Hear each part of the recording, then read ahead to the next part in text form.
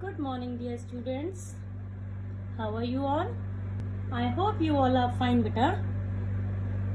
In the last video, we have already started the chapter of history, that is socialism in Europe and the Russian Revolution. Clear? We have already studied the different social groups, liberals, radicals, and conservatives. So now let's start with the topic of the coming of socialism in Europe. तो socialism एक ऐसा idea था जिसमें बहुत ज्यादा attention attract कर ली थी by the mid 19th century. Clear? So the socialism as an idea attracted towards attention in Europe by the mid 19th century. अब इसमें बेसिकली क्या था? प्राइवेट प्रॉपर्टी को बिल्कुल एक तरीके से ना अपोज करते थे and they wanted collective social interest. So it opposed the private property and supported a collective social interest. Clear? वो लोग सोचते थे कि अगर जो भी प्राइवेट प्रॉपर्टी ओनिंग पीपल हैं they are working for their personal greed and not for the welfare of the society.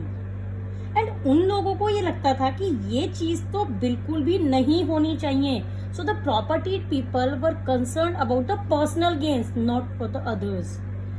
Okay, so now moving ahead, अलग अलग लोगों के अलग अलग विजन्स होते हैं, अलग अलग पर्सपेक्टिव होते हैं.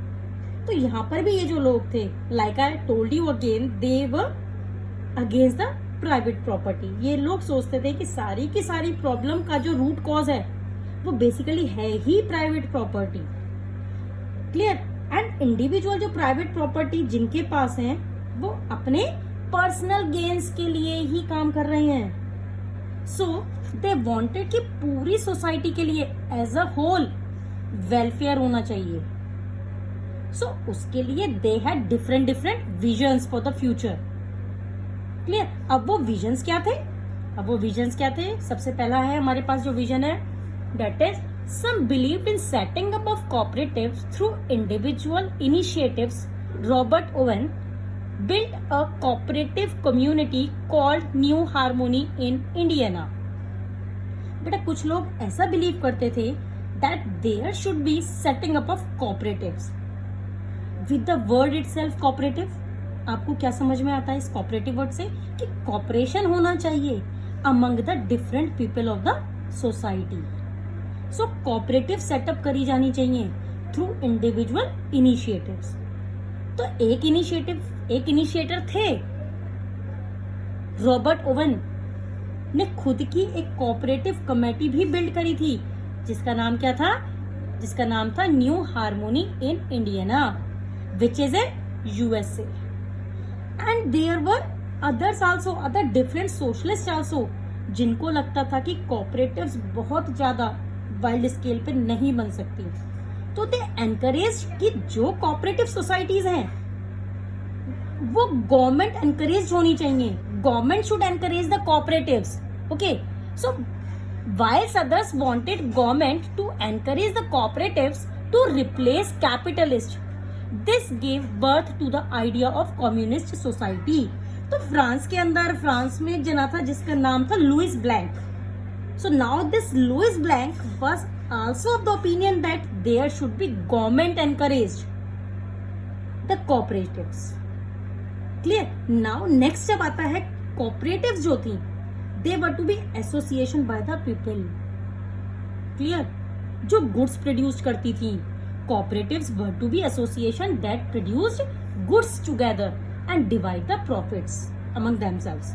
एक साथ मिलकर goods produce करती थी cooperatives और सारे के सारे प्रॉफिट्स को डिवाइड कर लिया जाता था on the basis of work that was done bye every person. Clear? मतलब ये नहीं है कि किसी को भी ज्यादा दे दिया या किसी को भी कम दे दिया. They were suppose to be no inequality, no biasness. So on the basis of work which was done by the people, सारे के सारे प्रॉफिट कर लिए जाए डिवाइड. अब इस टाइम पर दो लोग आए, Karl Marx and Friedrich Engels. एक का नाम क्या था?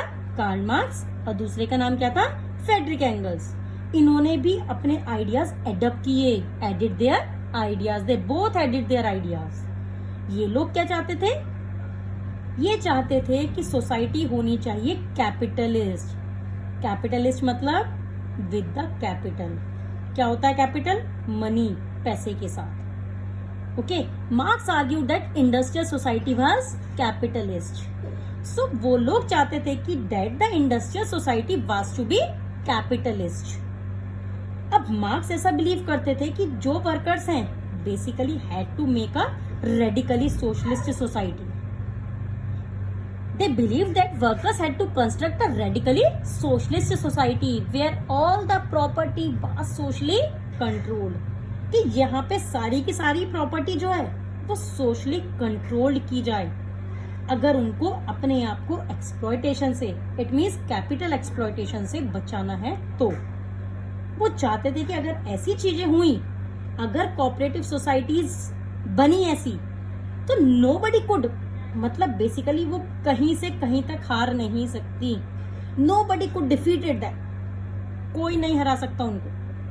आई होप बेटा this much is so much clear to you. इसमें कोई डाउट नहीं होगा किसी को भी. So now moving ahead, that is support for socialism. Support for socialism, this is your next topic, that is support for socialism. अब बहुत लोग थे सोशलिज्म को भी सपोर्ट करते थे. इस टाइम तक तो सोशलिज्म का जो आइडियाज थे वो काफी ज्यादा स्प्रेड हो चुके थे एंड पीपल वांटेड कि सोशलिज्म आना चाहिए in the society. Clear? Spread of socialist ideas through all over the Europe led to the formation of a body named Second International. So जो सोशलिस्ट आइडियाज जो थे by the 1870s, social ideas were spread through all over the Europe. And इसको coordinate करने के लिए उन्होंने बहुत सारी इंटरनेशनल बॉडीज भी फॉर्मुलेट करी थी. It was basically known as the second international. अब जो वर्कर्स थे अलग अलग जगहों से, यूरोप से, इंग्लैंड से, जर्मनी से, they started formulating associations. Clear? So associations of workers like Social Democratic Party and Labour Party by 1905 began to be formed in England and Germany to improve the working and living conditions. Clear? तो उन्होंने associations बनानी शुरू कर दी ताकि लोगों की जो मतलब बेसिकली जो वर्किंग कंडीशंस होती थी, लिविंग कंडीशंस, वो सभी क्या है वो इम्प्रूव होती जाए. क्लियर? अब एसोसिएशंस बनी जैसे कि सोशल डेमोक्रेटिक पार्टी, ये बनी आपकी जर्मनी में, and the people also have to win the parliamentary seats. Clear? Then in 1905 में सोशलिस्ट ने और ट्रेड यूनियनिस्ट ने बनाई लेबर पार्टी. क्या बनाई? Labour Party in Britain. So this was in Britain and then there were so many other socialist parties also. Socialist party जो बनी थी फ्रांस में, बेसिकली इन्होंने क्या किया था, they help the people to raise the funds, ताकि अगर किसी को भी कोई प्रॉब्लम है तो वो बहुत परेशान ना हो. In the situation of distressed they could be help. And साथ ही साथ they demanded for reducing the working hours and right to vote. Clear? Funds to begin to be raised to help the members workers in difficult times. Clear point? Demand for reducing working hours and right to vote.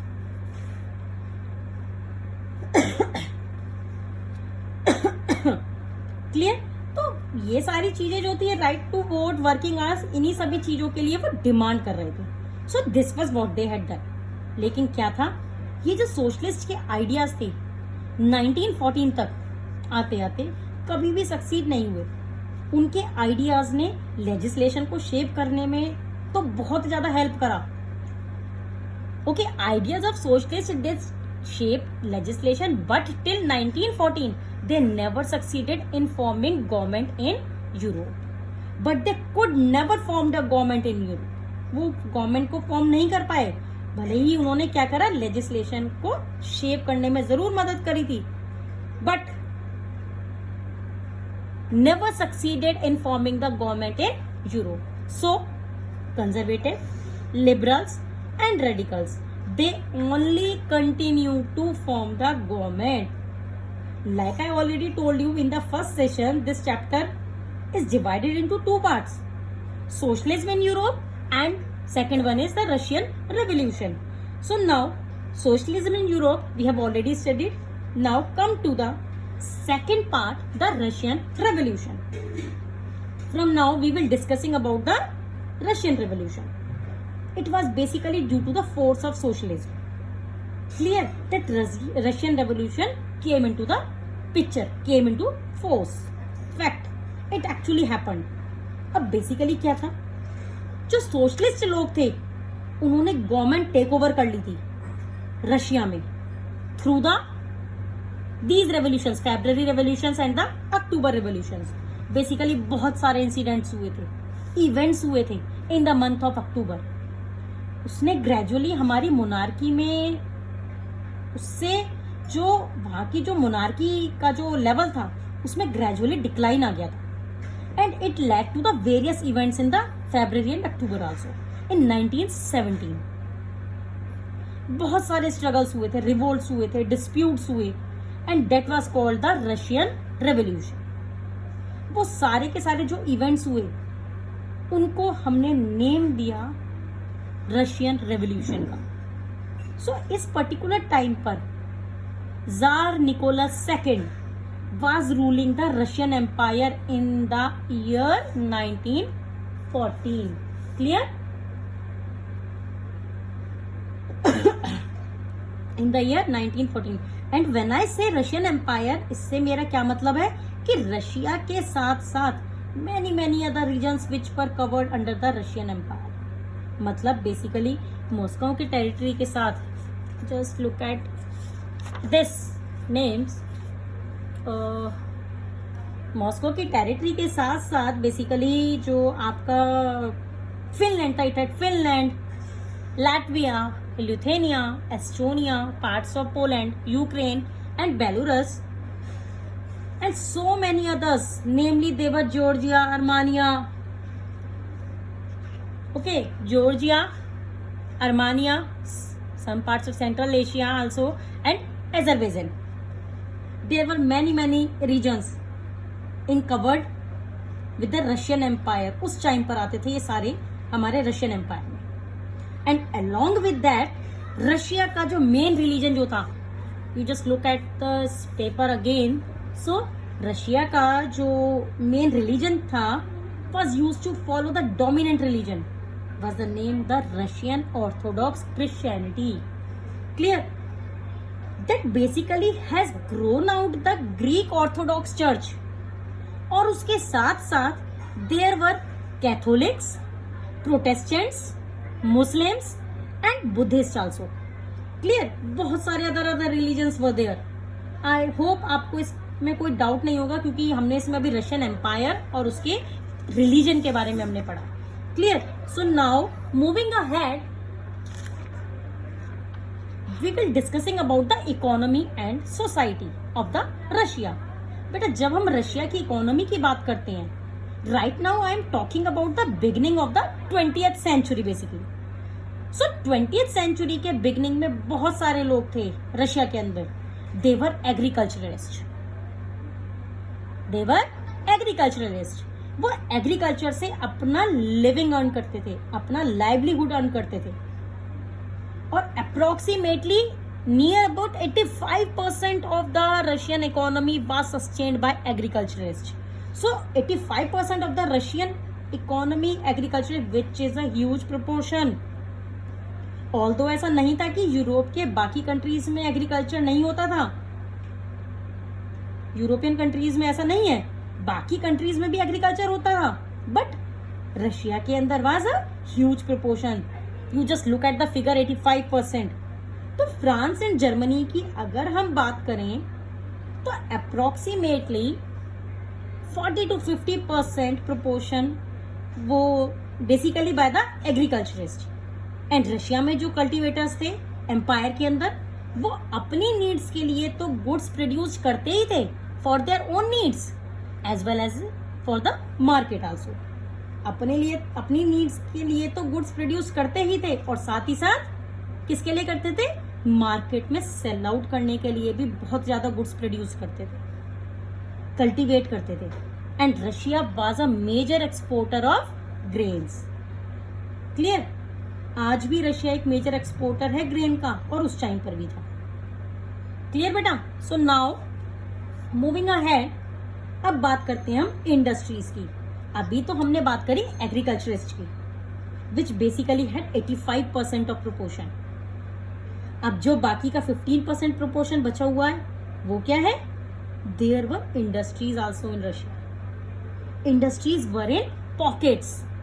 Pocket means बहुत small areas में scattered थी basically industries. And जो major industrial areas थे, जो prominent industrial areas थे, they were Saint Petersburg and Moscow. They were in Saint Petersburg and Moscow. और साथ ही साथ यहाँ पर क्राफ्ट्समैन भी थे। Craftsman were also present here. And craftsman major production करते थे इंडस्ट्रियल गुड्स की। क्लियर? बेसिकली छोटी छोटी जो वर्कशॉप्स होती थी उनके अंदर craftsman were used to work. लेकिन यहाँ पर क्राफ्ट्समैन की जो वर्कशॉप होती थी उसके आसपास ही factories were also set up. Clear? In 1890, with the expansion of Russian rail network, foreign investment in industries increased. So in 1890 में रशिया के अंदर फैक्ट्री सेटअप हुई थी और इसके साथ साथ रेलवे नेटवर्क का भी एक्सपेंशन हुआ था। और अब रेलवे नेटवर्क का एक्सपेंशन हुआ था तो डेवलपमेंट डेफिनेटली थोड़ा बहुत तो हायर पेस पर चलेगी, है ना? Now, when I talk of the railway network expansion, that basically means कि रॉ मटेरियल का जो इम्पोर्ट है वो बेटर हो गया था। फाइनल प्रोडक्ट्स जो मैन्युफैक्चर, इट मीन्स जो फिनिश प्रोडक्ट्स है उनको भेजना ज्यादा आसान हो गया था। It was beneficial for the people also to move from one place to another place. Okay, clear बेटा? सो ऑल एंड ऑल जो रेलवे नेटवर्क था उससे बहुत ज्यादा फायदा हुआ था रशिया के लोगों को। प्लस फॉरेन इन्वेस्टमेंट भी थी, है ना, इंडस्ट्रीज में। डेट आल्सो बूम्ड, इंक्रीज हो गई थी वो भी। तो डेफिनेटली प्रोडक्शन भी इंक्रीज हो गई थी। अब प्रोडक्शन कैसे इंक्रीज हो गई थी? अगर मैं कोल की बात करूं, कोल प्रोडक्शन की, तो वो डबल हो गई थी। क्लियर? कोल की प्रोडक्शन डबल हो गई थी। और अगर मैं आयरन एंड स्टील की बात करूं, उसकी प्रोडक्शन की अगर मैं बात करूं, it was quadrupled. Quadrupled means 4 times. It has become 4 times. 4 times हो गई थी आयरन एंड स्टील की प्रोडक्शन। लेकिन ज्यादा जो इंडस्ट्रीज थी they were basically privately owned industries. Most industries were privately owned. Industrialists were owning these industries. Clear? तो government ने इनको सुपरवाइज करा। Government supervised these industries. Government ने सोचा that there should be the workers should not exploited by any chance. Government किस चीज को लेकर सुपरवाइज कर रही थी? वो सिर्फ इस चीज को देख रही थी क्योंकि ये सारी इंडस्ट्रीज किसके अंडर में थी? प्राइवेटली ओनिंग इंडस्ट्रीज थी ये। तो वो इस चीज की एंश्योरिटी ले रही थी कि जो वहाँ के वर्कर्स हैं, जो वहाँ के क्राफ्ट्समैन हैं, उन सभी को प्रॉपर मैनर में वेजेस मिल रही है और लिमिटेड वर्किंग आवर्स के अंदर ही रहकर ही उनके साथ काम मिल लिया जा रहा उनको। सो जो गवर्नमेंट थी, गवर्नमेंट ने सोचा that there should be the workers should not exploited by any chance. कोई चीटिंग नहीं होनी चाहिए उनके साथ में। तो गवर्नमेंट ने इनको सुपरवाइज किया to ensure the minimum wages. उनको दी जानी चाहिए, उनको प्रॉपर मैनर में उनको मिनिमम वेजेस दी जा रही है या नहीं दी जा रही है, मिनिमम अमाउंट ऑफ वेजेस वो उनको मिल रही है या नहीं मिल रही है। There are limited number of working hours. लेकिन जो ये गवर्नमेंट इंस्पेक्टर्स थे ना, जो गवर्नमेंट जो सुपरवाइज कर रही थी, वो ना कुछ ज्यादा संभाल नहीं पा रहे थे, उनके बस की नहीं हो रही थी इस तरीके की सिचुएशन को देखना। सो बहुत ज्यादा रूल्स ब्रेक डाउन हो रहे थे। एंड छोटे मोटे क्राफ्ट यूनिट्स में तो वर्किंग आवर्स जो थे ना, they were as long as 15 hours.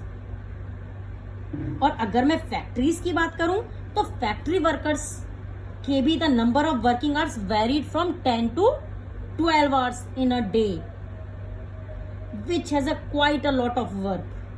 तो अब क्या हुआ, जो वर्कर्स थे they were divided into social groups. So अब ये जो वर्कर्स थे they were divided among the social groups. वो एक सोशल ग्रुप्स बना चुके थे अपना, इसके अंदर बेसिकली हो रहा था, दे वर डिवाइडेड बाय स्किल्स। ये जो वर्कर्स थे ये आए कहां से थे, बेसिकली ये डिस्कस करते हैं पहले। वर्कर्स जो थे वो आए कहां से थे, they were come from villages to settle in the cities. Cities में सेटल होने के लिए ये लोग आए थे। कुछ लोग परमानेंटली सेटल हो गए थे एंड कुछ लोग ऐसे भी थे जिनको अभी भी अपने विलेजेस के साथ बहुत स्ट्रॉन्ग लिंक्स भी थे। तो these peoples, like I told you, they were divided social groups. तो ये डिवाइड हुए थे on the basis of skills. They were divided by skills. जैसा कि यहां पर मेटल वर्कर्स थे जो अपने आप को ना बहुत ज्यादा सुपीरियर समझते थे, you know, they were the aristocrats among the other workers. They also feel कि हमारा जो काम है वो उनकी बहुत डिमांड है, greater amount of training, it is much more superior as compare to others.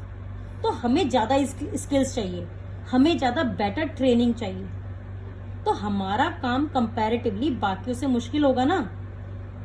Okay, so we have edge over the others. इस तरीके की वो सिचुएशन, मतलब थिंकिंग रख रहे थे metal workers. So they think just like as aristocrats. वो ऐसा क्यों सोच रहे थे, क्योंकि इन मेटल वर्कर्स को लग रहा था कि हमारे को अगर ट्रेनिंग मिल रही तो इसका मतलब हमारा काम कुछ स्पेशल है ना, as comparison to the other workers. Clear? So they use to feel autocratic. साथ ही साथ यहाँ पर जो टोटल फैक्ट्री के लेबर्स थे उनका 31% कौन ले रहा था, women. So 31% was comprised by the women. तो ये तो बहुत ही अच्छी बात है, women workers also were getting to work. But discrimination तो थी ही, बायसनेस तो थी ही, कहीं ना कहीं शो तो हो ही रही थी। कैसे? तो they were paid less than the men. Clear? Women made up 31% of the factory labor force by 1914 but paid less than men. 1914 तक आते आते वुमेन्स का रेशियो भी 31% हो गया था फैक्ट्री लेबर्स में, बट एज कंपैरेटिवली मैन उनको पेड कम किया जाता था। उनकी जो पे होती थी इट वॉज बिटवीन हाफ और 3/4 than that of man. Clear? अब ये जो डिविजन थी among the workers, they showed themselves in dresses and manners also. हर एक चीज में इनका डिविजन दिखाई दे रहा था। हर एक चीज में ये जो डिवीजन की जो चीज थी वो शो होती थी। और वर्कर्स ने बहुत सारी एसोसिएशंस भी फॉर्म करी थी, ताकि workers formed association to help the members in time of unemployment, ताकि वो दूसरे नीडी मेंबर्स को हेल्प कर सके at the time of unemployment. अगर कभी भी उनको कोई भी फाइनेंशियल हार्डशिप फेस कर रहे हैं या करते, so in order to help those associations also formed. उस सिचुएशन में वर्कर्स ने एसोसिएशन को फॉर्म किया था, बट ये एसोसिएशंस बहुत कम थी। These type of associations were in few numbers. लेकिन डिवीजन के बावजूद भी, despite all these divisions, the workers were united about the dismissals and working conditions. Basically strikes took place frequently. देखिए इस पॉइंट को, इतने सारे डिविजन्स होने के बावजूद भी ये जो वर्कर्स थे they were very much United. अगर कभी भी किसी एम्प्लॉयर के अगेंस्ट किसी को कोई वॉइस रेस करनी होती थी about the dismissal, about the working condition, if he disagreed with the employer also at any point, तो सारे के सारे लोग एक साथ इकट्ठे खड़े हो जाते थे। जैसे फॉर एग्जाम्पल आप ले लो अपने स्कूल की ही बात अगर हम करें, चलो, तो हमारी सपोज मान के चलिए किसी दूसरे सेक्शन के बॉय या गर्ल के साथ में कोई लड़ाई हो जाती है, एक यूनिटी बनाकर अगर हम लोग आगे चल के उसकी सीनियर के साथ में कंप्लेंट करते हैं तो क्या होगा, आपकी पूरी क्लास एक साथ हो जाएगी कि नहीं नहीं ऐसा ही हुआ था। ओके, सो ऐसा ही यहाँ पर हुआ। सारे के सारे आप क्या, सारे बच्चे मिलकर एक साथ खड़े हो जाएंगे और कहेंगे कि नहीं इसी की गलती थी। होता है ना सर, नोबडी इज कंसर्न। सो यहाँ पर भी ऐसा ही था। जो वर्कर्स थे बेसिकली दे स्टूड टुगेदर जब भी किसी के अगेंस्ट वॉइस रेस करने की बात आती है। तो ये जो स्ट्राइक्स थी बहुत फ्रीक्वेंटली होती भी रहती थी। ड्यूरिंग 1896 टू 97 टेक्सटाइल इंडस्ट्री में हुई थी बेसिकली स्ट्राइक। टेक्सटाइल इंडस्ट्री के अंदर बहुत फ्रीक्वेंटली हुई थी। एंड देन जब हम बात करें मेटल इंडस्ट्री की, तो मेटल इंडस्ट्री में भी बहुत फ्रीक्वेंटली स्ट्राइक होने लग गई थी। 1905 के आसपास हुई थी। तो ये तो बात हो गई हमारे वर्कर्स की जो हमारी फैक्ट्रीज में थे। नेक्स्ट हम बात करेंगे पीजेंट्स की, which is another social group also, but this will discuss in the next video और in the next class. So you will revise up to the division of labor at your home. Till then, goodbye.